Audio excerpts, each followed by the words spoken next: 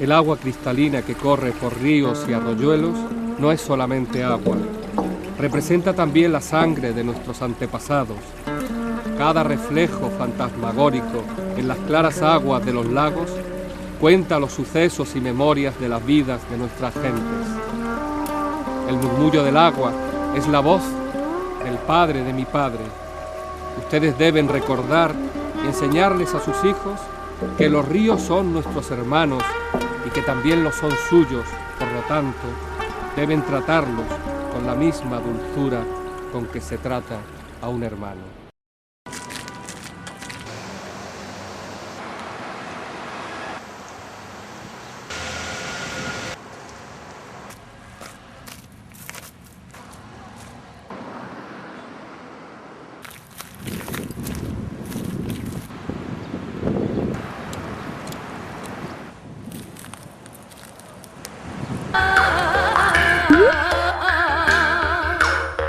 El petróleo tiene sustitutivos, la carne tiene sustitutivos, el agua no tiene sustitutivos. De modo que por el agua la gente peleará hasta el final.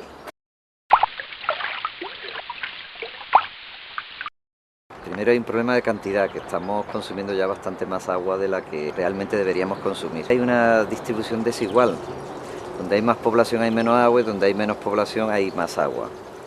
Y eso está generando que haya muchas poblaciones sin agua ni siquiera para beber, y tienen que beber el agua de los ríos, que en principio no debía ser ningún problema, porque el agua de los ríos, si no estuviese contaminada, se podría beber, pero es que ese es el segundo problema mundial, que el agua está súper contaminada, de la agricultura, las industrias y luego la gente con sus vertidos domésticos. Y luego hay un tercer problema, es que los ríos más importantes del mundo, muchos de ellos están apresados y por tanto han perdido su función principal de ser ríos, de ser agua corriente, que es lo que es un río, ¿no? Y luego hay un cuarto problema, los ríos grandes los comparten varios países. Y entonces, claro, los que están arriba pueden tener la tentación de coger todo el agua que pillan y quitar a los que están de abajo de su cuota tradicional, con lo cual eso generará conflictos probablemente muy serios. Ahí el 50% de la población o el 60% vive en sitios que tienen cuencas compartidas.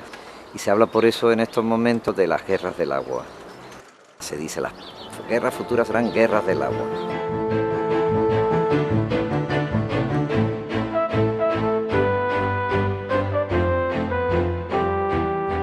Desnuda baja el agua camino de la sombra. Apenas se sostiene en ella misma. No puede sostenerse. Se cae, se medio hunde, se da vencida, se pierde entera, se sumerge, se acaba y deja sobre el aire la huella de su estancia.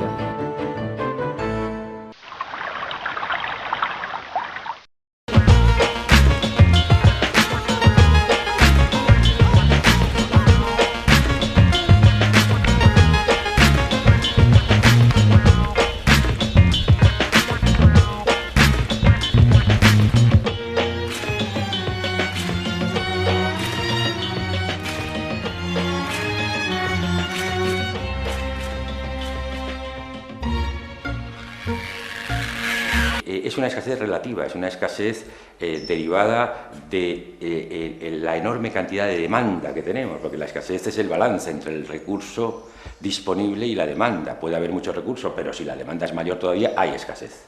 No es una escasez absoluta de recursos, ni siquiera en Almería. Es un volumen de demanda muy alto que hace que cualquiera que sean estos recursos siempre son escasos.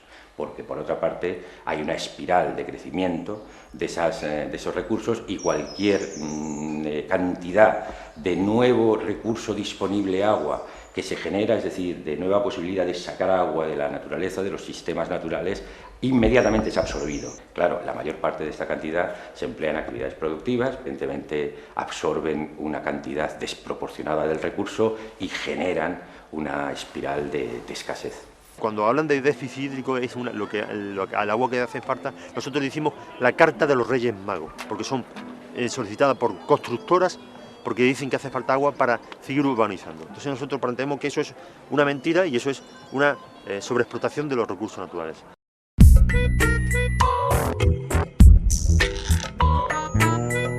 El agua ahora mismo se está convirtiendo en un negocio y la vida en el planeta se está convirtiendo en un negocio, ¿no?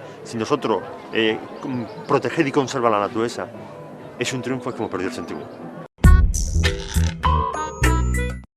Tenemos un tipo de desarrollo de ocupación extensiva y al mismo tiempo intensiva sobre el territorio, de transformación con impactos en los ciclos del agua, vertidos, contaminación, ocupación de cauces, riberas, que estamos continuamente agrediendo los sistemas naturales.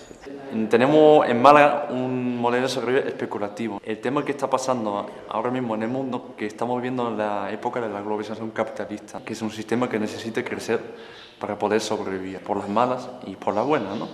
Hace por las malas, por ejemplo, como hemos visto en Irak o en Afganistán, y lo hace por las buenas, entre comillas, aquí en Málaga, por ejemplo, ¿no?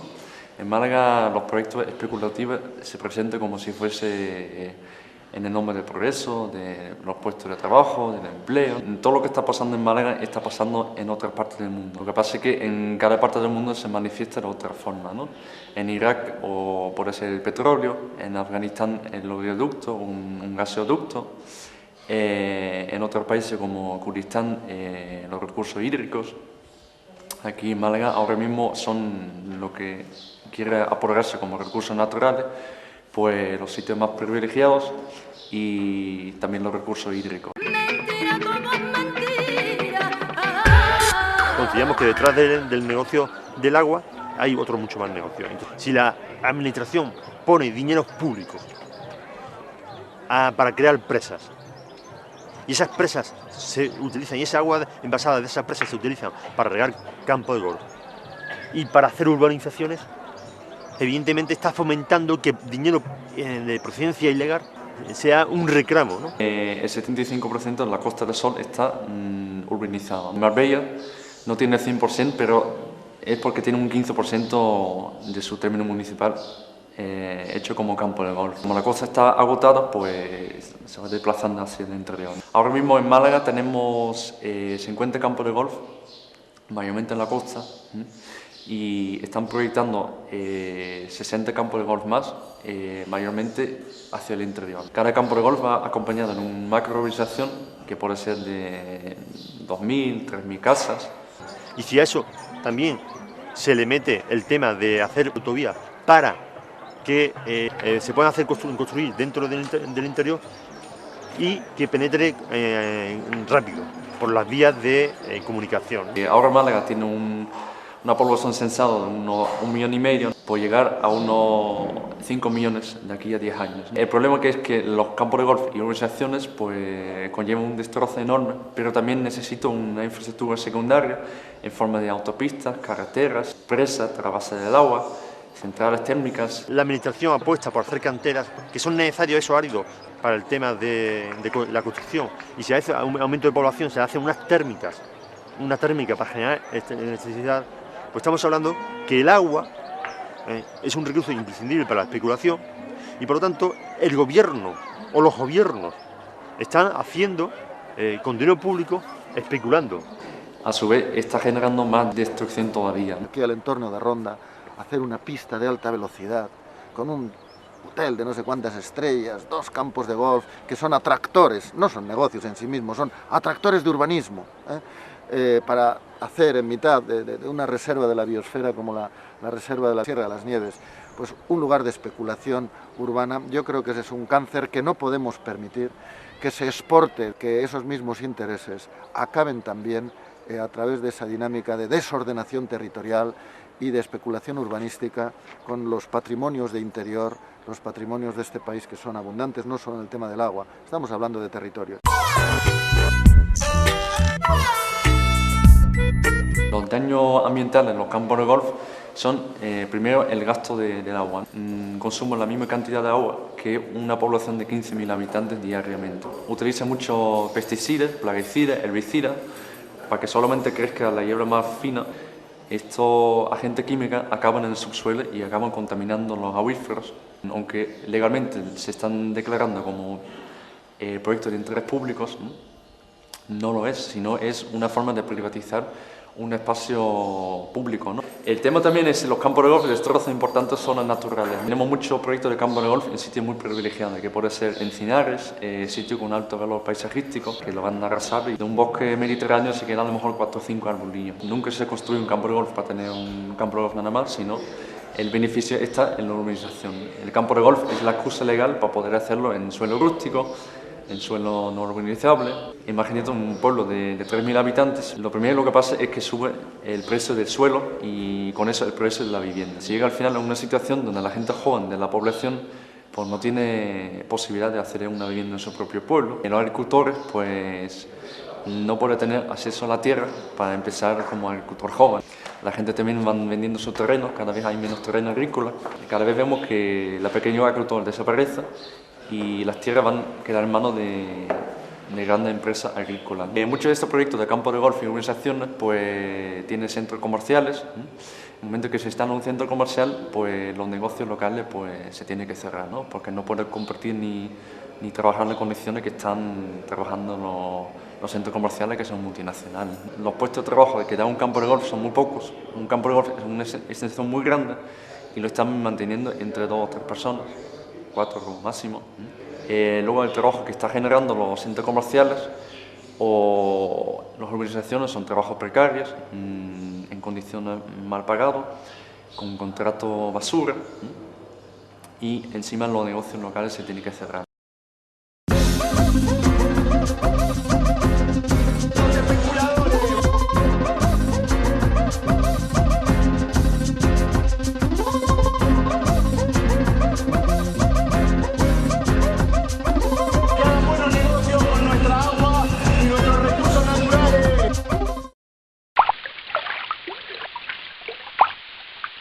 Fíjate que ya en los años 20 del siglo XX aquello era un erial que no servía para nada, que se lo quedó el secretario municipal del ayuntamiento, tal Osorio, por 2 reales. Y bueno, ahora resulta que hacen un convenio urbanístico en el 96 y a partir de ahí empieza a subir desde 100 millones de pesetas a 250 hasta 9.000. Sí, la última venta ha sido por casi 9.000 millones de pesetas, eso es una barbaridad, pero claro, el problema está en que el ayuntamiento entró a trapo y declaró urbanizable una zona que siempre había sido rústica. Que ese convenio urbanístico está fagocitado por determinados políticos, determinadas empresas que les interesa ese enclave, cuando ese enclave es el más peligroso para Coín, porque resulta que es la zona de recarga del acuífero. Claro, sí, es decir, que las 4.000 viviendas que quieren ubicar en la zona de recarga del acuífero, pues puede dejar a Coín prácticamente sin una gota de agua para beber, ni para regar, ni para nada. Ya te acuerdas, ¿no? Pretendían hacer un par de campos de golf, lo cual era muy peligroso porque el acuífero se podía haber contaminado. ¿Por qué no quieren construir aquí 1.000 viviendas, 2 campos de golf, con una posible ampliación, un tercer campo de golf más, aquí en los Llanos del Nacimiento? ¿Qué me dices? ¿Y eso será bueno? Pues no lo sé, yo no soy quien para opinar, pero me he encontrado unos documentos que dicen que no, que hay un riesgo potencial de contaminación. Y no lo digo yo, lo dice el Instituto Geológico y Minero del Ministerio de Ciencia y Tecnología de España. Lo de los campos de golf se ha echado para atrás por eso, ¿no? Confederación no les da los permisos, pero ahora, claro, ahora en vez de las 1.000 viviendas y 2 campos de golf, pues ahora pretenden hacer 4.000 viviendas. Entonces estamos en lo mismo o peor aún. Porque 4.000 viviendas lo que van a hacer es tapar la zona de recarga del acuífero, no van a dejar que entre el agua. Si consiguen hacer este proyecto, como el que se ha cargado el agua, que era lo que culturalmente le daba el paisaje a Coín y era lo que Coín tenía, ¿no? La riqueza en agua que le daba sus huertas, le daba su modo de vida. La situación de indefensión es absoluta porque lo estamos viendo todos los días allí en Coín, ¿no? Que estamos atemorizados, que cualquier día entren las máquinas y se carguen el acuífero, y el acuífero es el principio y el fin de Coín. Fíjate, eso lo pone de manifiesto el informe este que hizo el Instituto Criminológico de Andalucía, ¿no? Que las mafias se están apoderando de lo que es el urbanismo, no solo ya en la Costa del Sol, sino que están viniendo hacia el interior y a pueblos como pueda ser pues Coín. Ya las grandes empresas tienen más poder y deciden más sobre el urbanismo que los propios políticos. Entonces, en realidad, ¿para qué nos sirven, no? Cuando no son capaces de ser ellos quien controle, por ejemplo, un plan general de ordenación urbana, que es lo que define el futuro y el desarrollo de un pueblo, sino las empresas, los constructores son los que están controlando eso. Y eso es un auténtico desastre. Porque está claro que el urbanismo es un campo donde las mafias se asientan muy cómodamente para blanquear. Ya en televisión ha aparecido todo el tema de Gibraltar, de las sociedades asentadas en Gibraltar, actuando en la Costa del Sol, blanqueando dinero. Y bueno, nosotros estamos, según los políticos, en segunda línea de playa. Por lo tanto, como Marbella está paralizada porque no tiene plan general, nosotros somos los que nos estamos comiendo todo el marrón de la Costa del Sol, ¿no? Todas las mafias de Europa se vienen para Coín, evidentemente. Ahí hay un pellizco enorme. Sí, porque todo el ambiente urbanístico está potenciado por los políticos. La Junta de Andalucía está dejando hacer, las diputaciones dejan hacer, las delegaciones de medio ambiente, de obras públicas, de cultura, dejan hacer, y al final el ciudadano, ¿para qué vota cada 4 años, no? Si este proyecto se consigue hacer, lo que va a pasar, no solo si este proyecto, ¿no?, sino si el crecimiento de Coín va por donde va, que parece que queremos duplicar y triplicar la población, pues lo que vamos a hacer es cargarnos el acuífero. Si encima construimos encimas, tal y como se pretende con esta urbanización que va en los llanos de Matagallar, pues no vamos a dejar que entre agua al acuífero, un acuífero que ya está demostrado que está sobreexplotado, que estamos sacando más agua de la que entra en el acuífero. Ahora mismo Coín, con el agua del acuífero, está manteniendo la población del municipio y un sistema de regadío envidiable. Lo primero que va a caer son las huertas, y luego, si lo sobreexplotamos, va a llegar un momento que no va a haber agua ni siquiera para beber.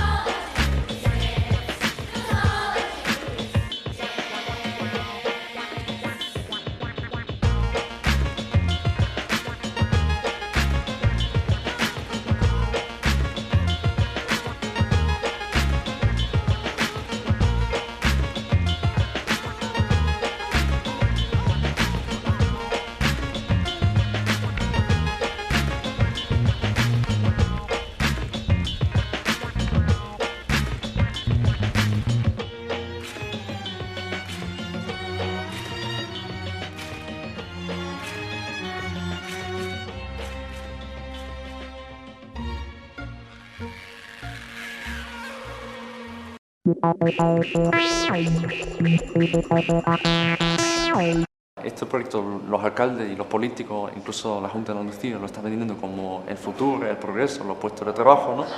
Y en realidad lo que vemos es lo contrario. Hay muchos intereses económicos. Los beneficios son, al final de cabo, pero no muy poco.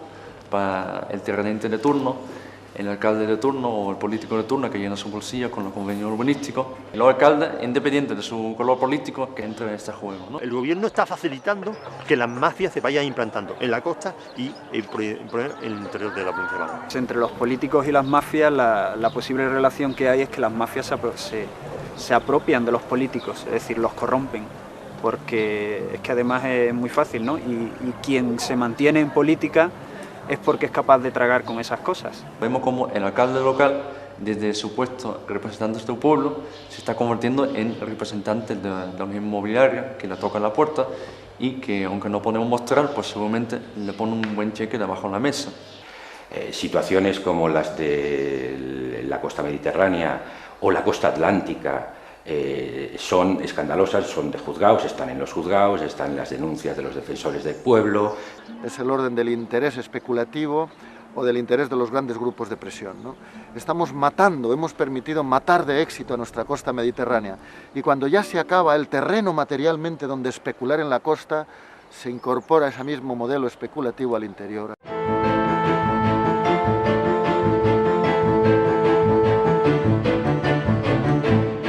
A los pies del mar, mi cuerpo, entregado a las olas, memoria de un pájaro latiendo en su centro. En la piel del mar, plegándose en ella, mi cuerpo, siendo su misma agua, en la lluvia oscura de la noche y el viento. Agua, cuerpo, agua, mi cuerpo en la niebla, ya del mar su cuerpo.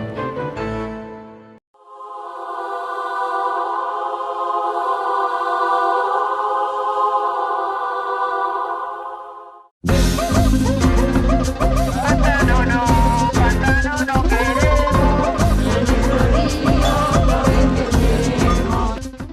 que querían hacer eran 2 presas en un lugar donde, según hay estudios botánicos de la Universidad de Málaga, que era uno de los mejores lugares conservados del Mediterráneo. Hacer esas 2 presas suponía pues, dejar casi cerca de 42.000 hectáreas bajo el agua. La cultura agrícola de tierra también dejarlo debajo de agua. ¿Y todo para qué? ¿No? ¿Todo para qué? Para convertir el recurso natural en recurso económico. Es decir, sobre todo, ese agua iba a ir a la Costa del Sol, iba a ser utilizado para regar mayoritariamente el campo de golf y para hacer urbanizaciones. Y vimos que teníamos fuerza, que teníamos cada vez más presencia y que el debate se estaba generalizando. Era difícil porque en aquel entonces, en el 92, con la Expo, con las Olimpiadas, oponerse a una presa parecía que era oponerse al progreso. Nosotros lo que decíamos y seguimos diciendo que el progreso no se puede basar en construir destruyendo. Acabó con movilizaciones y tal en el 2001, donde conseguimos que a nivel estatal hubiera 400 o 500.000 personas movilizándose contra el plan hidrológico nacional. Las propuestas que estaban dentro del borrador anterior al plan ese, pues las 2 presas del Baix ya no están. Ahí sí que recogían un trasvase que creo que nosotros entendemos que es una pataleta por la derrota que había recibido, por la contestación tanto social como científica, porque también en esos años nosotros habíamos publicado, habíamos hecho varias jornadas, habíamos lanzado folletos, habíamos hecho movilizaciones y habíamos hecho un libro que se titulaba El General Apresado. Y planteamos las alternativas y la innecesidad de hacer una presa, ¿no? Lo que conseguimos era para esas 2 presas y plantear que el agua no se puede convertir en una mercancía. El agua es un recurso vital para el mantenimiento de ecosistemas y para el mantenimiento de los seres humanos también. Por reutilizar las aguas residuales, depurarlas y reutilizarlas, modernizar la agricultura, que la agricultura en este momento consume el 80%. Estamos hablando de que no haya pérdidas en las conducciones desde las presas a los lugares de donde se consumen, que estamos hablando de alrededor del 30 al 50%. Estamos hablando de reforestar las cuencas, que ahí lo que se hace es que se filtre el agua en los acuíferos y quieran tener un agua de calidad y un agua y más agua. Y estamos hablando de una campaña de concienciación ciudadana para que la gente se dé cuenta que el agua es un recurso vital, que el agua no se puede, porque se pague, no se puede despilfarrar, plantear que no podemos seguir desarrollándonos desde el punto de vista de las urbanizaciones y del campo de golf. Hay que parar eso porque evidentemente siempre va a hacer falta agua, pero evidentemente estamos en una irracionalidad, en una lógica economicista, algo ilógico, ¿no? Que no va relacionado con la vida, porque si el agua es fundamental para la vida, no podemos convertirla en mercancía. Tiende el agua a ocupar el espacio que el amor no alcanza.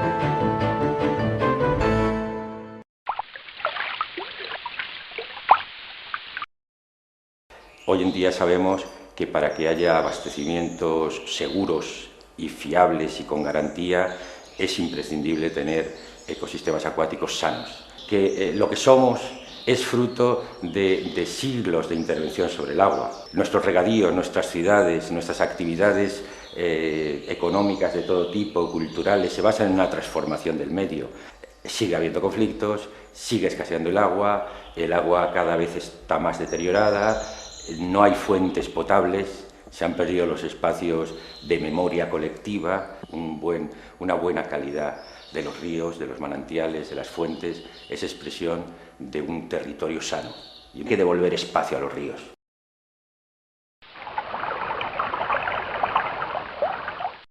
El agua que necesitamos materialmente para vivir en condiciones dignas de salud, de poderla beber, agua en condiciones de calidad adecuadas para lavarnos, para cocinar, y el agua vida también para que puedan vivir los ecosistemas, para que pueda vivir el planeta, que está relacionado con derechos humanos. No podemos decir, usted tiene dinero para pagar el agua que tiene que beber, no, es un derecho humano.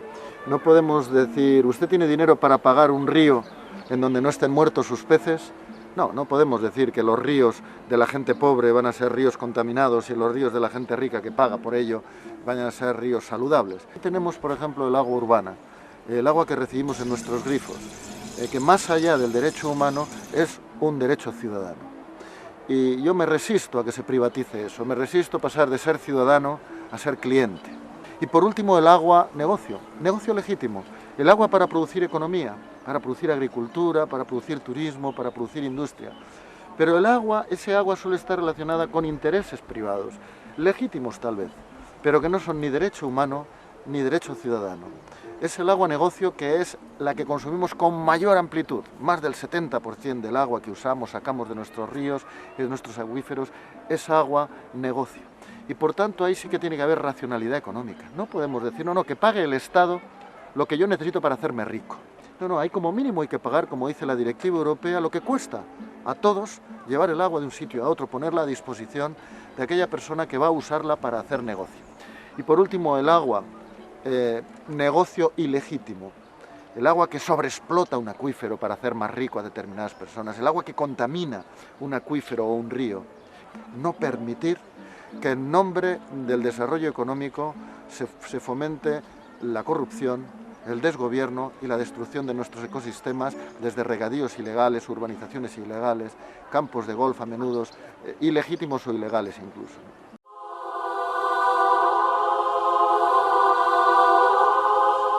Sostenibilidad es todo. El AVE en Madrid-Barcelona es una obra a favor del desarrollo sostenible. Todo se hace. Las autopistas de peaje son intervenciones de desarrollo sostenible. Mire usted, las nuevas presas no son nueva cultura del agua. La nueva cultura del agua es el debate sobre la sostenibilidad en el caso del agua. Pasa que la sostenibilidad creyéndoselo. Es entender que los ríos no son canales de H2O. Igual que ya entendemos que nuestros bosques no son simples almacenes de madera. Y que incluso aunque seamos egoístas y no seamos ecológicos, si somos inteligentes, queremos tener madera en el futuro, lo que tenemos que hacer no es cortar a matarrasa nuestros bosques, sino cuidar su salud, preservar su salud como nuestras fuentes de la madera. Pues entender eso mismo en el tema del agua es una de las claves esenciales de la nueva cultura del agua. Entender que para tener huevos de oro en el futuro hay que cuidar a la gallina, no hay que rajarla. Que para tener agua de calidad en el futuro, para tener fuentes, para tener ríos, hay que cuidar los ríos, no esquilmarlos.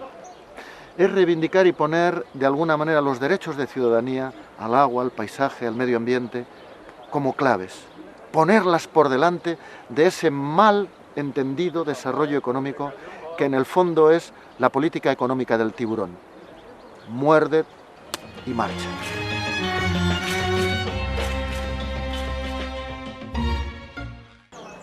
La mayoría de la población sigue todavía pensando que nuestros ríos son canales de H2O que se pierden en el mar y que por tanto el mejor río es aquel que desemboca en los grifos y en los goteros de un campo de lechugas. Es que el mensaje ha empezado a calar en la sociedad. Si no conseguimos que la gente llegue a pensar de otra manera, llegue a sentir, llegue a mirar a un río y a emocionarse como se emocionaron sus abuelos, como se emocionaron nuestros padres. Pero el camino a recorrer es largo y no se va a recorrer por buena voluntad de nuestros políticos, sean de un color ideológico o de otro, sino se va a recorrer ese camino en la medida en que los movimientos sociales sigan empujando y sigamos convenciendo y explicando a la gente de este país que vale la pena luchar por un mundo mejor, por ese mundo que nos dicen los jóvenes desde Porto Alegre, ese mundo que es posible, y que yo suelo añadir, ese mundo que es posible porque es necesario.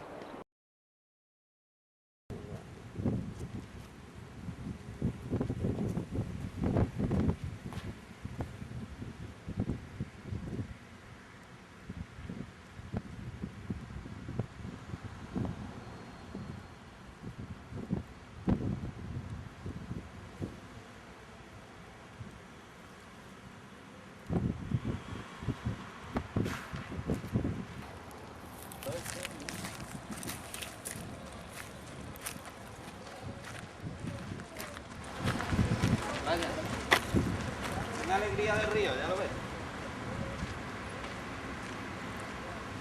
A ver si hay derecho a esto.